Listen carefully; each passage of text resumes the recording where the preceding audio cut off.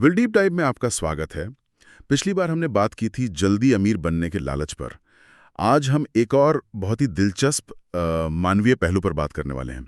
मिथक 21। मेरी gut feeling है इसमें पैसा बनेगा। ये बात मुझे हमेशा से थोड़ी हैरान करती है। हम सब जानते हैं कि डेटा, रिसर्च ये सब कितना ज़रूरी है, फिर भी ये गट फीलिंग इतनी हावी क्यों हो जाती है? इसके पीछे की साइकोलॉजी क्या है? ये एक बहुत दिलचस्प सवाल है। असल में जब हमें किसी कंपनी के बारे में कोई अच्छी खबर, कोई टिप मिलती है, तो हमारा दिमाग ना एक कहानी बुनना शुरू कर देता है।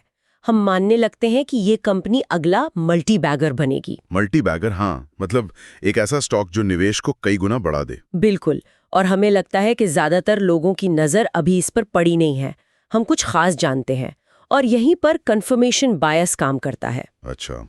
एक बार जब हमारी गट फीलिंग हमें किसी स्टॉक की तरफ खींचती है, तो हम सिर्फ वही जानकारी ढूंढते हैं जो हमारी उस फीलिंग को सही साबित करे। और बाकी सब नज़रअंदाज कर देते हैं? हाँ, और जब यही बात हम दोस्तों को बताते हैं, तब तो हमें अपनी सोच पर एक डबल आश्वासन सा मिल जाता है। ये डबल आश्वासन तो बहुत खतरनाक लग रहा है। एक बार जब कोई सोच में पड़ जाता है, तो फिर असल में निवेश करते वक्त क्या-क्या गलतियां होती हैं? देखिए, दो बड़ी गलतियां होती हैं। या तो हम ऐसी कई गट फीलिंग वाली कंपनियों में छोटे-छोटे निवेश कर देते हैं और अपना पोर्टफोलियो ज़रूरत से ज़्यादा फैला देते हैं, जिसे ट्रैक करना नामुमकिन हो जाता है। और दूसरा? या फिर हम अपनी पूंजी का एक बहुत बड़ा हिस्सा सिर्फ एक ही ऐसी कंपनी में लगा देते हैं। हाँ, और ये दोनों ही मतलब एक ही सिक्के के दो पहलू हैं। एक तरफ 50-60 छोटे स्टॉक्स जिन्हें संभालना मुश्किल है, और दूसरी तरफ एक ही स्टॉक में इतना बड़ा दाव कि एक गलती और पूरी पूंजी डूब सकती है। अगर स्टॉक चल गया तब तो हम खुद को जीनियस समझने लगते हैं, मैंने कहा था। लेकिन अगर नहीं चला तो? अगर नहीं चला तो हम भावनात्मक रूप से उस घाटे वाले स्टॉक को लंबे समय तक पकड़े रहते हैं, बस इसी उम्मीद में कि वो वापस ऊपर आएगा। ये बिल्कुल वैसा ही है जैसे किसी दोस्त के कहने पर कोई महंगी चीज खरीद ली, जो बाद में बेकार पड़ी रहती है। जी, ये उम्मीद है, कोई रणनीति नहीं। लेकिन कई बार हमने सुना है कि बड़े-बड़े निवेशकों ने भी अपनी गट फीलिंग पर भरोसा किया है। तो क्या ये हमेशा ही गलत होता है, या इसमें कोई संतुलन है? बहुत अच्छा मुद्दा उठाया आपने।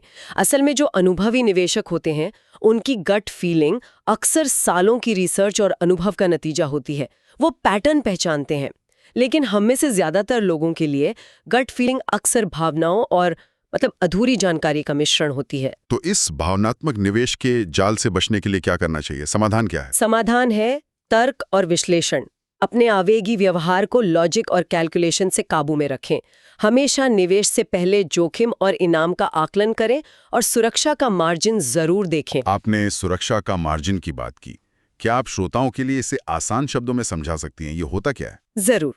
मार्जिन ऑफ सेफ्टी का मतलब है किसी कंपनी की असली कीमत और उसके मौजूदा बाजार भाव के बीच का अंतर। मतलब अगर एक कंपनी का शेयर असली में 150 रुपए का है, पर आपको 100 रुपए में मिल रहा है, तो वो जो 50 रुपए हैं, वो आपका सुरक्षा का मार्जिन है। एक कुशन की तरह। बिल्कुल, जो आपको गलतियों से बचाता है। और अगर फिर भी किसी की गट फीलिंग बहुत मजबूत हो, जिसे नजरअंदाज करना मुश्किल हो रहा हो, तो एक न्यूनतम राशि निवेश करके देखें।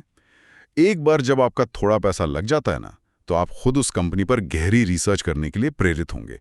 किसी सलाहकार से बात करना या खुद रिसर्च करना आपको भावनाओं के इस जाल में फंसने से बचाता है। तो आज की चर्चा का सार ये है कि गट फीलिंग शक्तिशाली हो सकती है, लेकिन निवेश की दुनिया में तर्क और रिसर्च ही आपके सबसे अच्छे दोस्त हैं। और आज श्रोताओं के लिए सोचने वाली बात यह है, जब आपका अंतर्ज्ञान और डेटा एक दूसरे के बिल्कुल विपरीत हों, तो आप असल में किस पर दाव लगा रहे हैं?